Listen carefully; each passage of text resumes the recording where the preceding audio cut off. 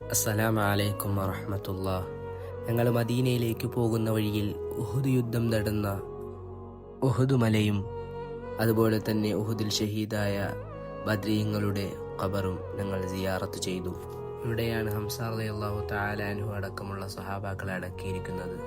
അതിനുശേഷം ഞങ്ങൾ പോയത് മസ്ജിദുൽ ഖിബ്ലത്തൈനിയിലേക്കാണ്.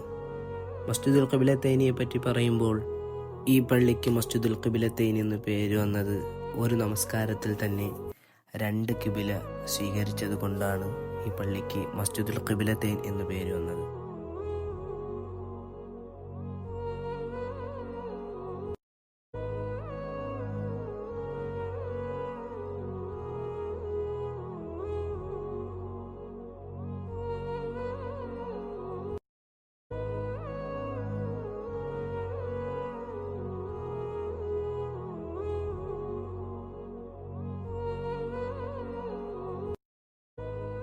ഖുർആനിലും ഹദീസിലുമൊക്കെ പറയപ്പെട്ട ഈ സ്ഥലങ്ങളിൽ ചെന്നെത്താൻ നാഥനായ തമ്പുരാൻ നാം ഏവർക്കും തൗഫീഖ് തന്ന് അനുഗ്രഹിക്കുമാറാകട്ടെ.